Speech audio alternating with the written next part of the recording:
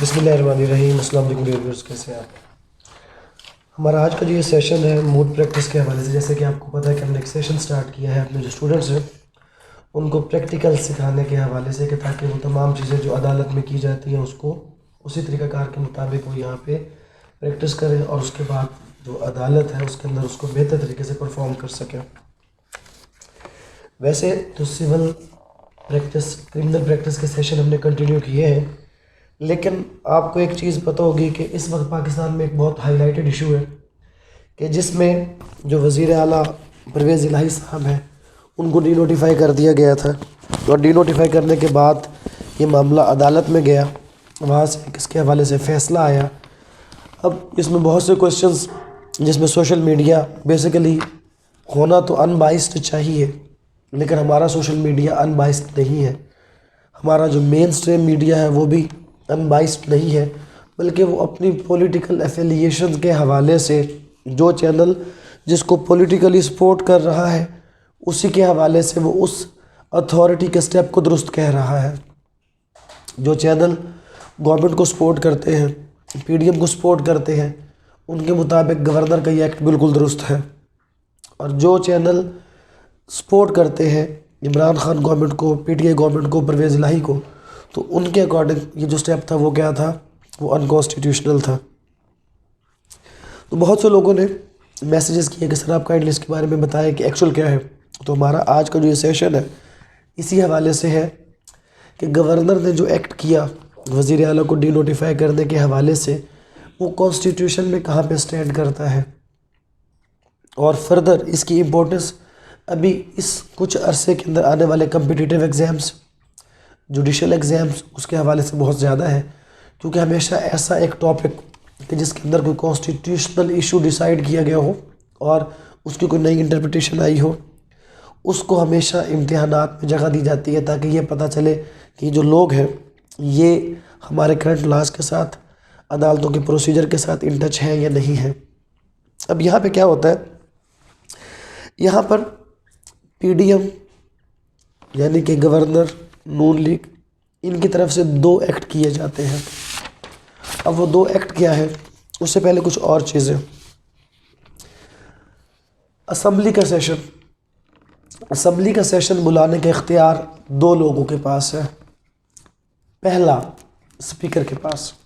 Speaker क्या कर सकता है, असम्बली का इजलास बुला सकता है किसी भी मकसद के लिए, किसी भी लॉ को पास करने के लिए, किसी भी मोशन के ऊपर आर्गूमेंट, उसके ऊपर बहस करने के लिए गवर्नर के पास इख्तियार है कि वो असम्बली के सेशन को बुला सकता है।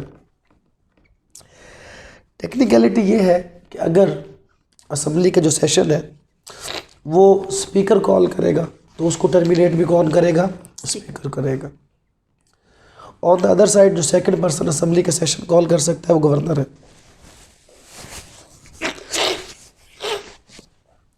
पर्टिकुलरली जिस पर्पज़ के लिए यहाँ पे गवर्नर असम्बली का सेशन कॉल करता है, article 130 clause 7 constitution of Pakistan governor को एम्पावर करता है कि गवर्नर क्या कर सकता है, सीएम से वोट ऑफ नो कॉन्फिडेंस ले सकता है। अगर बात करते हैं कि गवर्नर क्या सीएम से वोट ऑफ नो कॉन्फिडेंस ले सकता है, तो यहाँ तक ये चीज़ बिल्कुल कॉन्स्टिट्यूशनल है। गवर्नर के पास पावर है कि वो क्लास 130 आर्टिकल कॉन्स्टिट्यूशन क्लास 7, उसके तहत वो बिल्कुल वज़ीर आला को कह सकता है कि जनाब मेरे मुताबिक आप जो majority of the house vote है वो आप खो चुके हैं, आप वोट ले लें। लेकिन इस वर्डिक्ट को सपोर्ट करना है डिफरेंट पॉइंट्स के साथ, ग्राउंड होने चाहिए। क्या वो कोई ग्राउंड एग्जिस्ट करता था? पहला ग्राउंड कि जी आपके बहुत से लोग जो है वो असम्बली छोड़ के जा चुके हैं, आपको लोग रिज़ाइन कर रहे हैं, तो किसी ने रिज़ाइन किया, किसी ने रिज़ाइन नहीं किया, लोग छोड़ के चले गए, वही लोग तो छोड़ के नहीं गए। तो बज़ाहिर ऐसा कोई भी ग्राउंड वहाँ पे एग्जिस्ट नहीं कर रहा था। अगर करता होता तो ये वोट रिक्वायर करना कॉन्स्टिट्यूशनल था। इसमें कोई कॉन्स्टिट्यूशनल बार नहीं है कि गवर्नर नहीं कह सकता है। क्या गवर्नर डी नोटिफाई कर सकता है?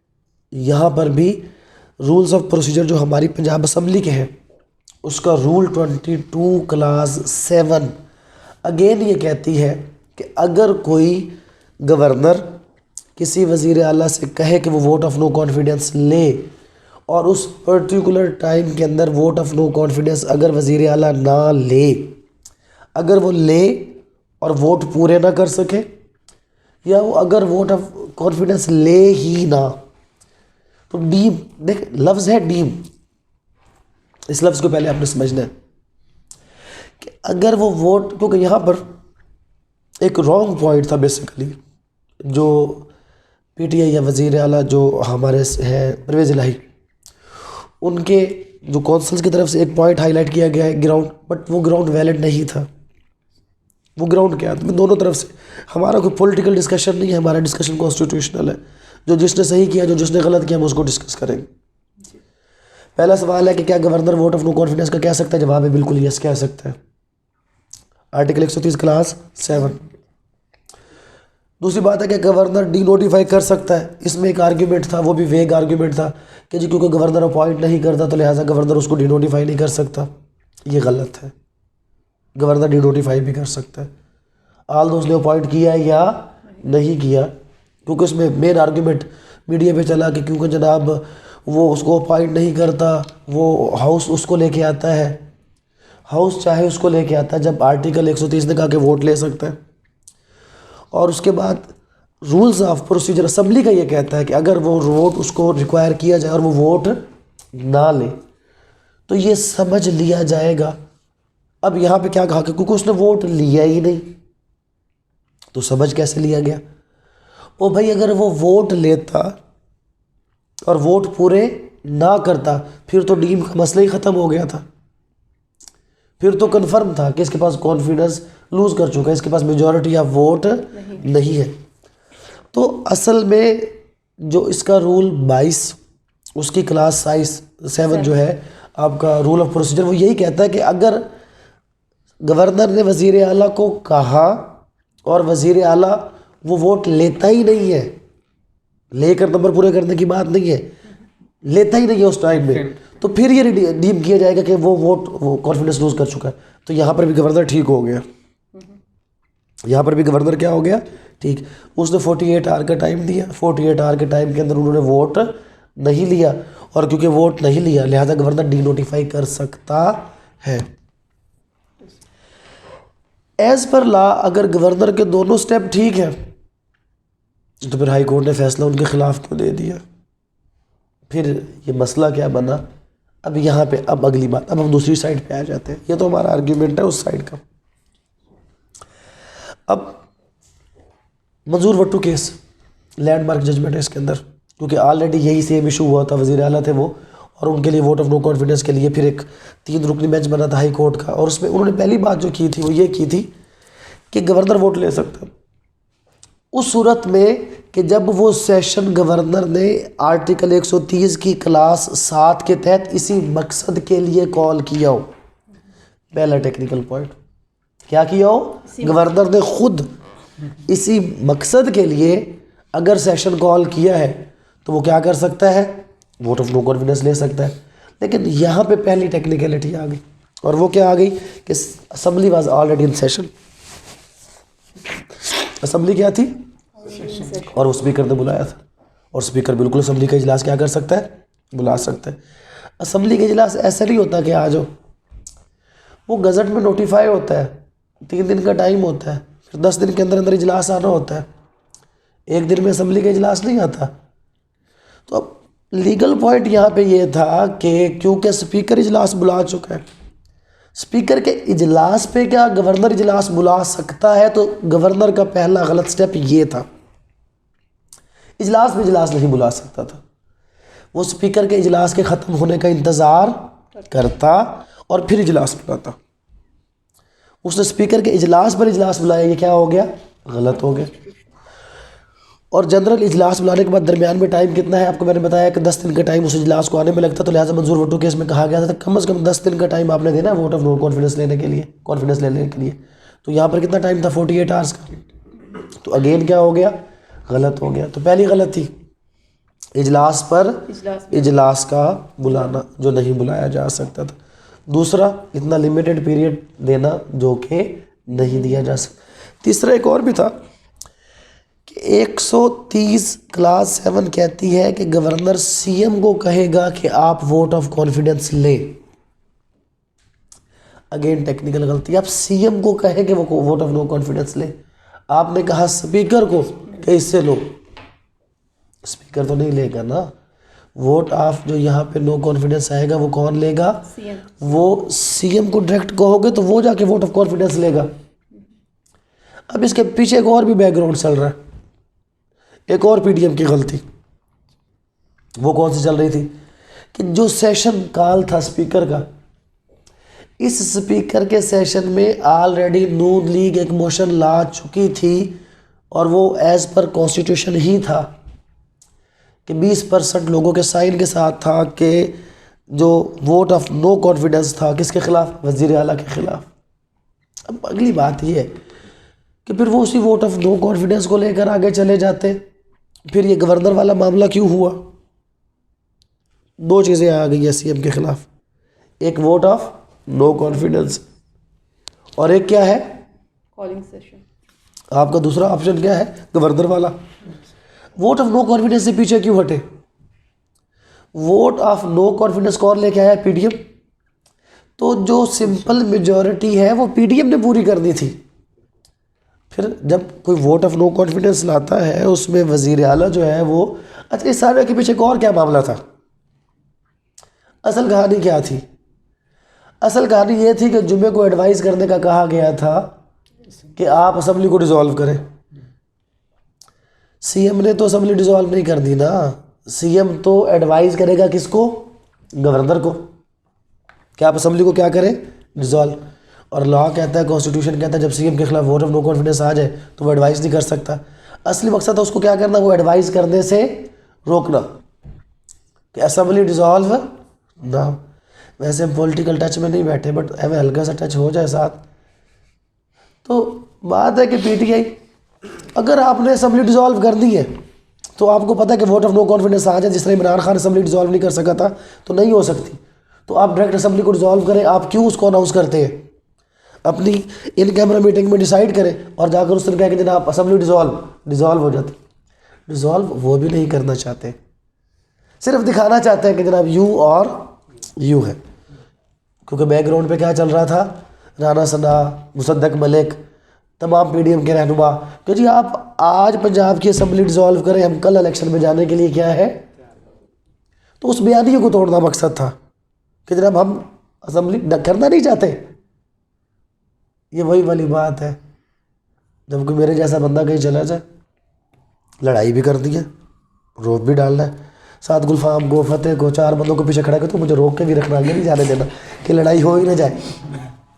तो ये वही है कि करना नहीं है, लेकिन हाँ भी हम कर रहे हैं। अब सिर्फ बयानियाँ तोड़ने की बातें हैं, इस बयानिए में मुल्क का बेड़ा गर्क हो रहा है, वो किसी को नज़र नहीं आ रहा। खैर वो अलग बहस है। बैकग्राउंड सारा समझ आया कि इसमें है क्या, कहानी क्या चल रही है। अब क्योंकि वोट ऑफ नो कॉन्फिडेंस में किसने पूरी करनी है? मामले किसने वोट पूरे करने थे? अपोजिशन ने। अपोजिशन ने कहा कि ये तो हमसे पूरे नहीं हो रहे, हम बैक स्टेप हो जाते हैं। दूसरा रास्ता क्या इस्तेमाल कर लेते हैं? गवर्नर के ज़रिए से। जब गवर्नर आएगा तो फिर कौन वोट लेगा? सीएम। बंदे फिर किसने पूरे करने हैं? सीएम। अब यहाँ पे मैं एक चीज़ से और हैरान होता हूँ, अजीब प्रोसीजर है, लोग मुल्क से बाहर हैं तो ये वोट उसी वक्त होगा जब आप असेंबली के अंदर बैठे होंगे, तब असेंबली के अंदर क्या होंगे? आप बैठे होंगे तब। क्यों अमेरिका से वोट कोई बंदा अपना नहीं दे सकता अगर बैठा हुआ है? दुबई से वोट नहीं दे सकता, बात है कि उसकी असेंट लेनी है। क्या ये अनकॉन्स्टिट्यूशनल और फंडामेंटल राइट की वायलेशन नहीं है कि एक हल्के का नुमाइंदा है, सिर्फ इस वजह से वो वोट नहीं डालेगा कि वो उम्रे पे गया हुआ है जनाब? भाई उसका वोट आप ले नहीं सकते, आप उसका वोट ले सकते हैं। आप एक ऐप इंट्रोड्यूस करवा दें और उस ऐप में सबके थंब प्रिंट लगा दें, कोई बंदा भी अपने घर से मोबाइल पे बैठ के क्या लगाए? अंगूठा लगाए और वोट डाल दे कि मैं इसके हक में देता हूँ या नहीं देता। अवाम को बेवकूफ़ बनाया हो सिर्फ इन लोगों ने, और कोई मकसद नहीं है इसके अंदर। ये सारे जो प्रोसीजर्स हैं ये आवाम का बेड़ा गर्क करने के लिए, बस आवाम के पैसों में ऐश करने के लिए। तो इसके बैकग्राउंड में सिर्फ सियासत है। और अदालतों ने कौन से फैसले करने होते हैं जो उनको कहे जाते हैं कि आप कर लें। इस केस के अंदर वैसे ऑनरेबल हाई कोर्ट का फैसला थोड़ा सा अजीब सा ज़रूर लगा कि जब ये सुना कि ऑनरेबल हाई कोर्ट ने कहा कि जी अगर आप अंडरटेकिंग दे कि आप असम्बली को डिज़ोल्व नहीं करेंगे। अब क्योंकि एक्चुअली ये मैंने वर्डिक्ट नहीं पढ़ी, तो मैंने सुनी है, मैं अगर इसके ऊपर बहस करूं तो ये वर्डिक्ट अनकॉन्स्टिट्यूशनल है। क्यों अनकॉन्स्टिट्यूशनल है? क्योंकि कॉन्स्टिट्यूशन ये कहता है कि जो असम्बली के मामलात हैं अदालत इंटरफेयर नहीं कर सकती। असम्बली डिज़ोल्व करना या ना करना internal affair of the assembly है, अदालत इसके ऊपर बार नहीं लगा सकती। अदालत या तो कहती कि गवर्नर का वोट का कहना ठीक है या गवर्नर का वोट का कहना गलत। अच्छा, फिर पीडीएम ने अपनी जो मोशन थी वो वापस ली, तो लोगों ने कहा जी वो वापस होगी। भाई वो मोशन वो वापस हुई है जिस पे वोट किसने पूरे करने थे? पीडीएम ने। जो गवर्नर वाला है वो स्टिल है कि आप उससे वोट लेंगे कॉन्फिडेंस का, और कॉन्फिडेंस के वोट में क्या करना है? अपने दिन अपने क्या करने हैं? पूरे करने हैं। अगर आप दिन पूरे करेंगे तो आपका जो है वो वोट ऑफ जो कॉन्फिडेंस अगर वो क्लियर होगा तो फिर क्योंकि आप वोट ऑफ कॉन्फिडेंस से आज़ाद होंगे तो फिर असम्बली डिज़ोल्व करने के लिए आप गवर्नर को कह सकते हैं। जब तक आपके सर पे ये है आप असम्बली डिज़ोल्व करने का नहीं कह सकते। ऑन द अदर साइड भी वैसे इस केस सेट के भी ड्रामा चल रहा है इस्तीफ़ों का। बड़ी हैरानी हुई जब ये स्पीकर नेशनल असम्बली कहता है कि क्योंकि वो 10 बंदों के इस्तीफ़े हाथ से लिखे हुए नहीं थे, कंप्यूटर से प्रिंट थे, लिहाजा मैं उसको एक्सेप्ट नहीं करता। यार किसके साथ मजाक बना रहे हैं आप लोग? आवाम के साथ, आवाम को जलील। अगर है तो पूछे उससे कि हाँ तुम्हारा है या नहीं। अगर वो कहता एक्नॉलेज करता कि हाँ ये मेरा इस्तीफ़ा है तो उसको आप क्या करें? एक्सेप्ट करें, मामला ख़त्म करें। 9 महीने हो गए इस्तीफ़े एक्सेप्ट नहीं हुए, इलेक्शन की तरफ नहीं जा रहे, खर्चा हो जाएगा, बट नहीं जा रहे। मुल्क का तो भाई वैसे की वैसे आप निकालते जा रहे हैं। रिज़र्व कहाँ चले गए, डॉलर कहाँ चला गया, मामलात कहाँ चले गए। ये पॉलिटिकल क्योस, इसको हल करना था कॉन्स्टिट्यूशन ने। कॉन्स्टिट्यूशन की इंटरप्रिटेशन करनी थी अदालतों ने, लेकिन अभी तक हर चीज़ कहाँ पे है? वैसे की वैसे।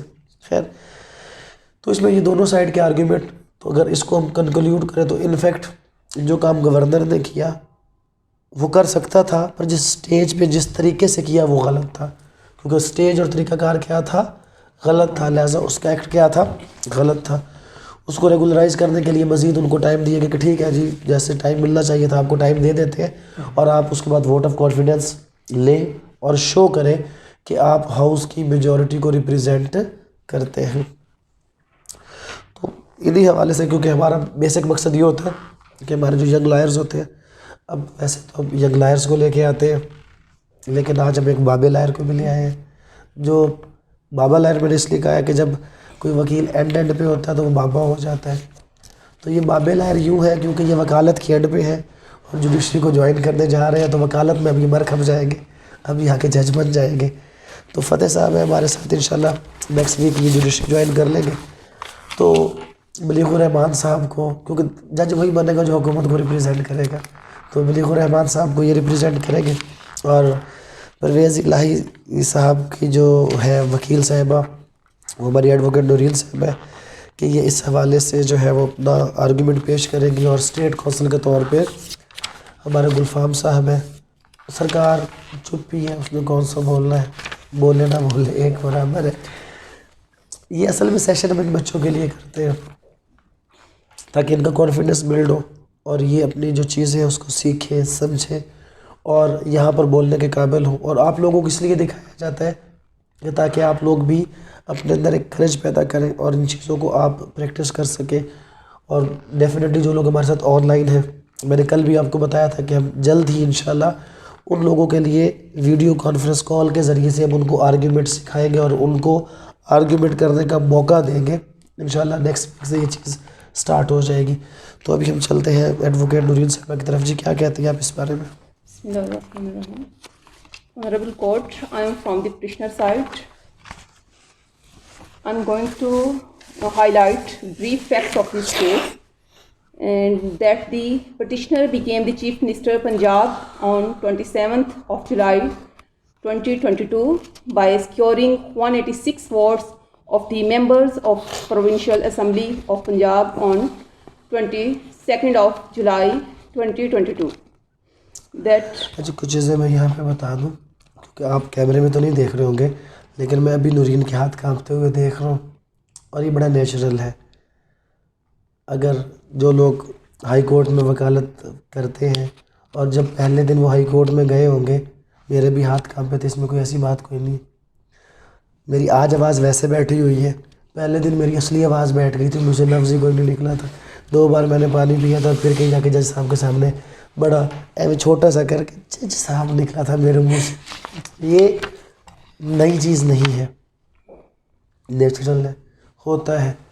बट अगर ऐसी कोई भी चीज़ हो तो इसको अपनी वीकनेस नहीं बनाना, स्ट्रेंथ बनाना है। और एक चीज़ मैंने आपको क्लियर की थी कि रिस्क देने वाली ज़ात अल्लाह की, डर किस चीज़ का है। यहाँ पर तो कोई नहीं, फैसला जो होना तो हो गया, खुल के बात करो, बोलो। Yes. That on 19 December 2022, the respondent number 1 issued an order summoning the session of the Punjab Assembly and requiring the Chief Minister of the Punjab, the petitioner, to obtain the vote of confidence on 21st of December 2022. In terms of Article 130 Class 7 of the Constitution of Islamic Republic of Pakistan 1973. Copy of the impugned order is attached herewith as Annexure A. Sir, I like to highlight the main grounds of this court, this case. The first is session of Provincial Assembly is summoned either by the Governor under Article 109 of the Constitution. Session having been summoned by the Governor is required to be prorogued only by the Governor or the Speaker under Article 54 Class 3 read with Article 127 of Constitution on the requisition by the members of the Assembly. Session having been summoned by the Speaker is required to be prorogued only by the Speaker. Effect of summoning the prorogation order by a Governor or as the case may be, the Speaker has to be notified in the official gazette by the Secretary Assembly under Rule 3 and 4 of the Rules of Procedure of the Provincial Assembly of the Punjab 1997. Assembly is already in session, summoned by the Speaker under Article 54(3). Read with Article 127 of the Constitution, which was notified by Secretary Assembly under Rule 3 of the Rules of the Procedure of Provincial Assembly of Punjab 1997.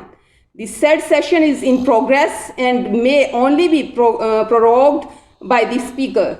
During the currency of the session having been summoned by the Speaker, a new session cannot be summoned by the Governor until and unless the ongoing session is prorogued by Speaker, as held by the 3 members bench of the Honorable Lahore High Court in Manzoor Ahmed Bhattu versus Federation of Pakistan PLD 1997 Lahore 38. The question of the confidence is in the Chief Minister in terms of Article 130 Class 7 of the Constitution can be determined only in the session which is specially summoned for this purpose.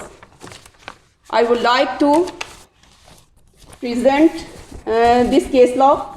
In this case, kindly open the page number 3, line 7, in which neither the President nor the Prime Minister nor the Governor has any power or authority to act in any other mode or method. Contention that since the Chief Minister had lost confidence of members of the 2 parties forming the coalition, the Governor and the preside could on the basis of their own information taken such a action was repelled. Be that as it may, even it is it be assumed that there was some information available with the governor on or the president that the chief minister of the province had lost confidence of members of assembly yet in law. This ground is wholly irrelevant for the purpose of Article 234 of the Constitution, inasmuch as the Constitution itself takes care of such a situation and ordain that in such a eventually the chief minister must be put to floor test either by the directing him to obtain a vote of confidence against him. So you can read this case law fully. I'm going to pray. I'm going to highlight my prayer in this case. In view of foregoing, it is respectfully prayed that instant petition may kindly be accepted and the impugned order dated 19th of December 2022 and 22nd of December passed by the respondent number 1 may graciously by declare to be passed without any lawful authority is of no legal effect. Further, it is further prayed that it may kindly be declared that summoning of the session of the Punjab Assembly by the respondent number 1 during the already ongoing session is unconstitutional, unlawful and of no legal effect.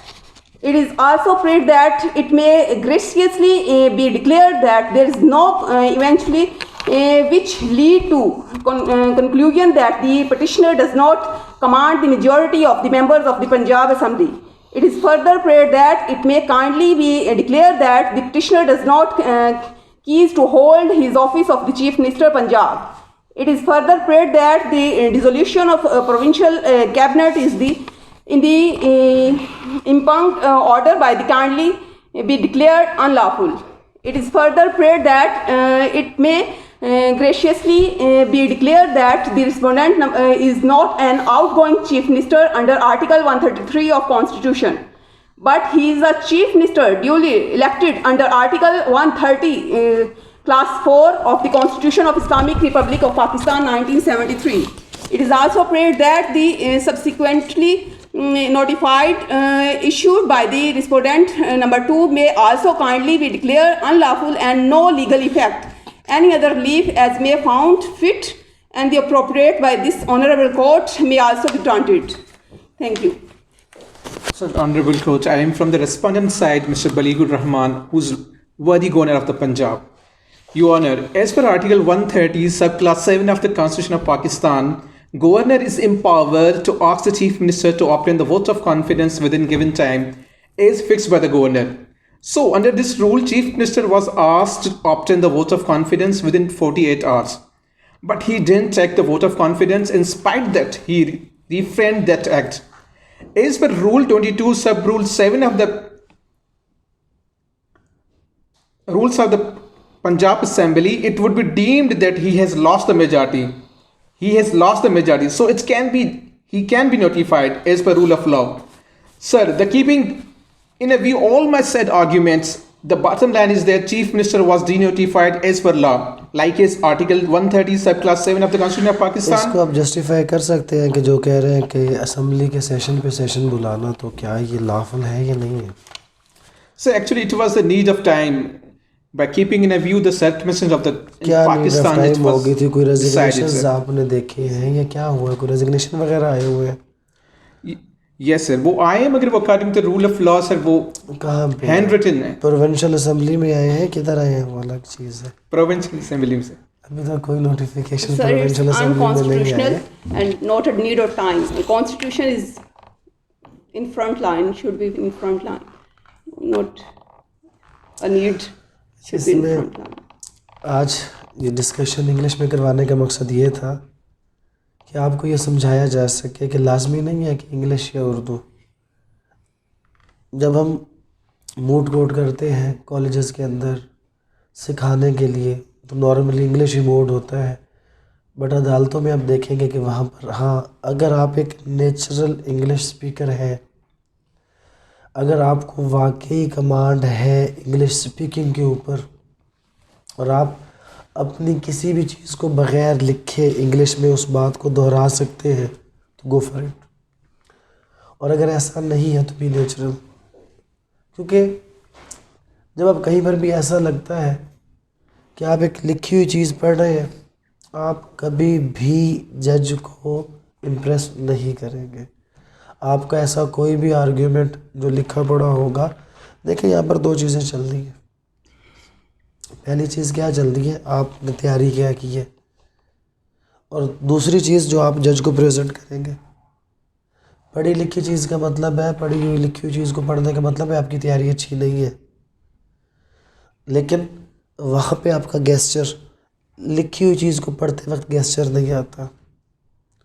जिधर line हटेगी जज आपको देख रहा होता है, जहाँ line हटेगी वो फ़ौरन देख लेगा कि ये तो लाइन हट गई है और ये बंदा उसके बाद। और अगर फॉर एग्जाम्पल चलिए यही पे इसको ले लेते हैं, कोई क्वेश्चन आपके सामने पुट कर देता है, इंग्लिश में जवाब दे लेंगे आप? नहीं दे सकेंगे। वहीं पे सारा मामला क्या होगा, मजाक का सबब बन जाएगा। नेचुरलिटी की तरफ चले। ये गलत बात है जो आप लोगों के जहनों में और हमारे पूरे मुआशरे के जहन में किसी ने डाल दी है कि जो इंग्लिश में बात करेगा पता नहीं वो क्या होगा। अगर इंग्लिश में बात करने वाले इतना ही सब कुछ होते हैं, आज हम आप लोगों के सामने क्यों बैठे होते? मैं पाकिस्तान की मैक्सिमम जुडिशल एकेडमीज़ में पढ़ाता हूँ अल्हम्दुलिल्लाह। पैस कैंपस जहाँ पर डीएमजी ग्रुप ट्रेनिंग करता है, मैं वहाँ पे पढ़ाता हूँ। हमारे स्टूडेंट्स हमसे इंग्लिश में ही क्वेश्चन करते हैं, हम अपनी उसी नेचुरल ज़बान में उनको आंसर करते हैं। मेरे अलावा वहाँ पर सब टीचर प्रोजेक्टर्स यूज़ करते हैं, मैं स्टिल बोर्ड का ट्रेडिशनल वे यूज़ करता हूँ। और मेरे लिए ऑनर की बात है कि मैं सबसे कम उम्र वहाँ पे टीचर हूँ, क्योंकि वहाँ पर जो लेवल है जस्टिस रिटायर्ड और सेक्रेटरीज और इस तरह के लोग होते हैं। अगर वाकई ये समझा जाए दैट इंग्लिश ही लेवल है आपकी कॉम्पिटेंस का, तो फिर हम जैसे लोग कभी भी वहाँ पर ना जाएं। तो बात ये नहीं है, हम अपनी एनर्जी को आधे से ज़्यादा इंग्लिश बोलने पे ज़ाया कर देते हैं और आधी से भी कम एनर्जी असल चीज़ को देते हैं। प्रैक्टिस में कुछ करना है तो अपनी एनर्जी अपने आर्ग्यूमेंट को दें, अपनी एनर्जी अपनी उस चीज़ को जो आपने कोर्ट में पेश कर दी है उस पे दे और वहाँ पे नेचुरल तरीके से उसको प्रेजेंट करें। हमारा भी ultimate goal at the end of the day यही है कि हम आप सबको इंग्लिश की तरफ लेकर जाएं। नीड ऑफ द टाइम है, ज़रूर है, मैं इसको कभी भी डिनाई नहीं करता। एक इम्प्रेशन होता है उस बंदे पर जो ख़ुद ज़हनी ग़ुलाम है। हर बार आपको सीट पर ज़हनी ग़ुलाम नहीं मिलेगा। अगर किसी सीट पर ज़हनी ग़ुलाम मिलेगा तो वो आपकी इंग्लिश से इम्प्रेस हो जाएगा। अगर नहीं मिलेगा तो वो इंग्लिश में मौजूद गलतियों के ऊपर कहेगा कि ये बंदा ऐसे ही टाइम पास है। टॉप ऑफ द लाइन जो पाकिस्तान के लायर्स हैं उनकी लिस्ट निकाल लें। लाजमी बात है सबसे पहला नंबर किसका होगा? सदर सुप्रीम कोर्ट बार का होगा, एहसन महमूद साहब है आजकल। फिर जो हमारे वज़ीर कानून वफाकी आज़म नज़ीर तारड़ साहब है। नीचे चलते जाए, बैरिस्टर की तरफ आ जाए, बाबर वान की तरफ चले जाए, एतजाज़ एहसन की तरफ चले जाए। निकाल कर देख ले और मुझे बताएं कि कितने आर्ग्यूमेंट इनकी इंग्लिश में आपको नज़र आएंगे। पाकिस्तान की क्रीम क्या है? यही लोग हैं। अदालत में इंग्लिश नहीं जीतती, इंटरव्यूज़ में जीतती है, मूट कोर्ट में इंग्लिश जीतती है, प्रैक्टिकली इंग्लिश नहीं जीतती। आपका आर्ग्यूमेंट विन करता है। अपने आर्ग्यूमेंट में जान डालें। लाजमी नहीं कि वो इंग्लिश में है, उर्दू में भी हो, लेकिन पता चले कि आप जज को मुखातिब कर रहे हैं। ब्रीफ होने चाहिए, लेकिन मज़ा तब आएगा जब आप ब्रीफ को साइड पे रख के आप क्या करें, अपना आर्ग्यूमेंट कोर्ट के सामने पेश करें। यहाँ से पता चलेगा आपकी तैयारी कितनी है। जो ये चीज़ें आज मैं आपको बता रहा हूँ, ये कल आप खुद फील करेंगे जब आप इस कुर्सी पे इंशाल्लाह बैठे होंगे, और जब आपके सामने एक बंदा आर्ग्यू कर रहा होगा तो आपको फील होगा वहाँ पे बैठे हुए कि यार ये बनावट है, ये नेचुरलिटी है। आप उस वक्त किसको सपोर्ट करेंगे? नेचुरल को सपोर्ट करेंगे। तो प्रैक्टिस के अंदर बी नेचुरल, जो आप हैं आप वही रहें। अगर आप शुरू से लेकर अब तक उर्दू में चल रहे हैं, उर्दू में रहें। अगर आप इंग्लिश में वाकई फ्लुएंट हैं, और फ्लुएंट वही है कि जो इंग्लिश लिखी हुई ना पढ़े, जो किसी भी क्वेश्चन का कोई भी आंसर उसी वक्त ऑन द स्पॉट इंग्लिश में दे सके। अगर आप ऐसे हैं तो बेहतरीन है। आप क्या करें, आप इंग्लिश में ही आर्ग्यू करें, लेकिन हर बार इसको अपनी आदत ना बनाएं। As per constitution English is no more our official language. 15 साल ख़त्म हो गए और जस्टिस जवाद ख्वाजा साहब की जजमेंट के बाद इंग्लिश की कोई पोजीशन नहीं है। किसी को हमने अदर लैंग्वेज में तरक्की नहीं की। क्या आप मुझे अभी बता सकते हैं कि जो आपने बातें की हैं वो क्या थी? उर्दू में बता सकते हैं? तो जैसा कि आपने पहले भी एक्सप्लेन कर दिया हुआ है केस को। कुछ और बातें ऐसी जो मैंने एक्सप्लेन नहीं की थी वो आपने इंग्लिश में बताई थी, अगर उनमें से कोई एक बात आप बता दें। सर पूरा केस ही है जो आपने एक्सप्लेन किया वही है, इसके कुछ अलावा तो पॉइंट्स ऐसे थे बट नहीं कर सकेंगे। यही हम अपने बच्चों के साथ जुल्म कर रहे हैं।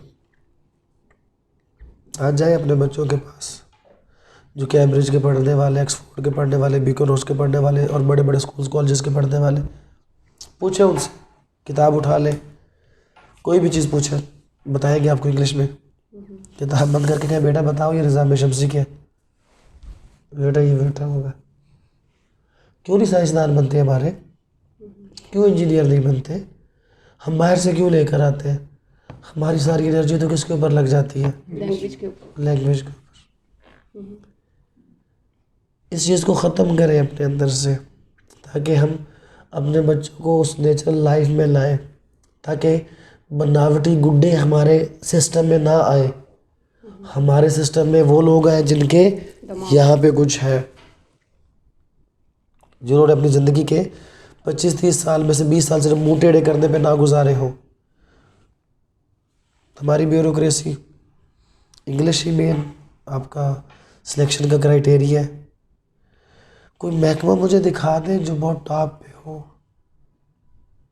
पाकिस्तान पोस्ट, पाकिस्तान रेलवे, कोई महकमा है जो रेवेन्यू जनरेट कर रहा हो? सारे का सारे जहाँ पे ज़बरदस्ती रेवेन्यू आप टैक्स की सूरत में इकट्ठा करते हैं वो तो है। उससे हटकर पोस्ट ऑफिस का सेटअप और टीसीएस का सेटअप किसका बड़ा है? पोस्ट ऑफिस का 1000 गुना बड़ा है। टीसीएस अरबों रुपए कमाता है और वो अरबों रुपए खाता है। आपकी रेलवे वो बड़ी है, ये चाचू मामू गुड्स बड़े हैं। सक्खर के अड्डे पे चले जाए, कोई ट्रक, सिंगल ट्रक वाला खसारे में है? जिसके 10 साल पहले एक ट्रक था 100 ट्रक लेके बैठा है ना, उसको आप कहेंगे कि वेल एंड गुड है, या वो बंदा जो दफ्तर में बैठ के हमेशा रेलवे को खसारे में लेके जा रहा है, ये ज़्यादा बेहतर है? किसको कहेंगे आप? सारी तबाही के पीछे वजह लैंग्वेज बैरियर। लैंग्वेज को हमने क्या बना दिया कि जनाब जो अच्छा स्पीकर है वही सबसे अच्छा है। नॉलेज है बस, हरगिज़ नहीं। Knowledge is something else. अपने अंदर जो चीज़ लाए वो नॉलेज होना चाहिए, क्योंकि जो किसी को एक्चुअल इम्प्रेस करेगा वो आपका नॉलेज होगा। आपकी लैंग्वेज सिर्फ ज़हनी ग़ुलामों को इम्प्रेस करेगी और किसी को भी इम्प्रेस नहीं करेगी। बहरहाल इस सेशन का मकसद आप लोगों को करंट जो ऑन गोइंग हमारे केसेस है, ऐसे ही केसेस हम इंशाल्लाह आगे प्रैक्टिस करते रहेंगे। अभी कल परसों तरसों कुछ क्रिमिनल केसेस हैं, कंप्लेंट केस को टेकअप करना है, 324 के केस उसको टेकअप करेंगे। और अभी स्टार्ट में तो मैं ब्रीफ कर रहा हूँ, लेकिन मैं ये चाहूँगा कि आने वाले वक्त में मुझे ब्रीफ ना करना पड़े और तमाम चीज़ें हमारे जो ये बच्चे हैं इनके आर्गूमेंट की सूरत में हमारे सामने पेश हो। और आज के जो आर्ग्यूमेंट इन लोगों ने तैयार किए थे, मेरी कोशिश थी कि मैं ना करके दूँ, ये खुद करके आए थे, इनकी अपनी एफर्ट्स थी। मैंने जैसे उनको कहा कि आप ये करके आ जाएं और ये लोग वो तमाम चीज़ें करके आ गए। तो हम यही चाह रहे हैं कि हमारे जो यंग लॉयर्स हैं ये काम खुद से करने के काबिल हो जाए। फर्दर इस हवाले से अगर कोई क्वेश्चन हो तो आप लोग कर सकते हैं। Thank you very much. अस्सलाम वालेकुम।